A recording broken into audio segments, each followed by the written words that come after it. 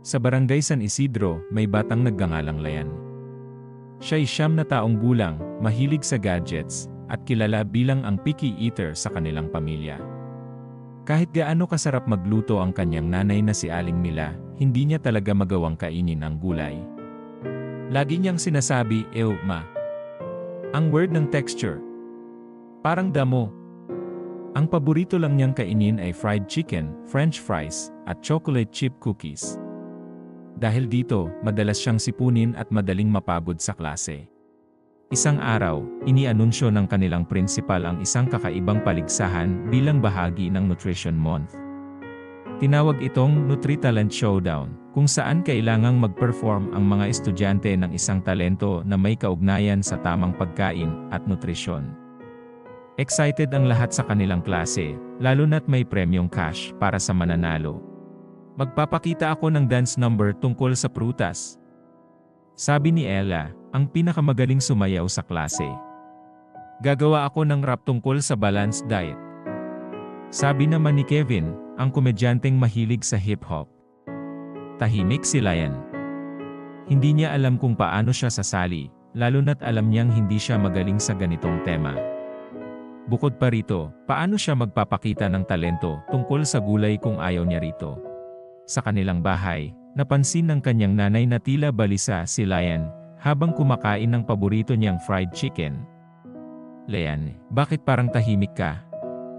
tanong ni Aling Mila. "Kasi, ma, may contest sa school tungkol sa healthy eating, pero paano ako sasali?" "Ayoko nga sa gulay," malungkot niyang sagot. Ngumiti si Aling Mila. "Anak, minsan, hindi mo malalaman ang kaya mo hanggat hindi mo sinusubukan. Siguro, ito na ang pagkakataon mong kilalanin ang gulay. Ano kaya kung mag-research ka muna?" Napilitang magbasa si Layane tungkol sa iba't ibang klase ng gulay.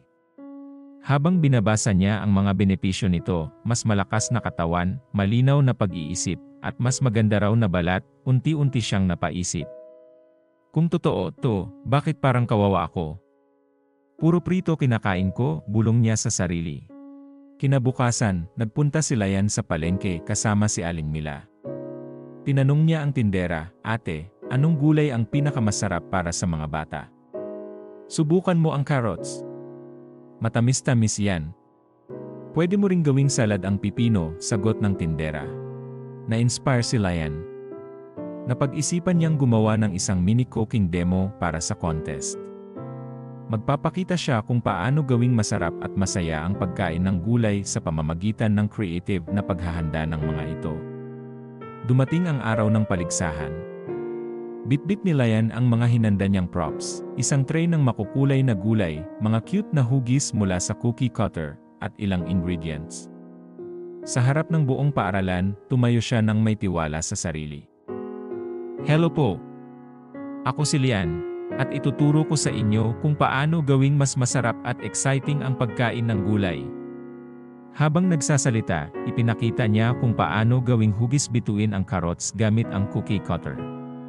Gumawa rin siya ng rainbow salad na may pipino, kamatis, at repolyo na pinalamutyan ng dressing na gawa sa yogurt. Nagdagdag siya ng boiled egg at cheese para mas masustansya. Hindi kailangan boring ang gulay. Pwedeng maging masaya at masarap ito, sabi niya sabay tikim ng kanyang ginawa. Ang mga hurado, pati na rin ang mga manonood, ay natuwa sa kanyang palabas. Nanalo si Layan ng Best Performance Award. Masaya siyang umuwi, hindi lang dahil sa premyo, kundi dahil sa natutunan niya. Simula noon, hindi na siya takot sa gulay. Naging bahagi na ito ng kanyang pagkain araw-araw. Sa susunod na Nutrition Month, siya na mismo ang nanghihikayat sa kanyang mga kaklase. Lagi niyang sinasabi, "Kung kaya kong matutong kumain ng gulay, kaya niyo rin. Subukan niyo lang. Malay niyo, magustuhan niyo rin."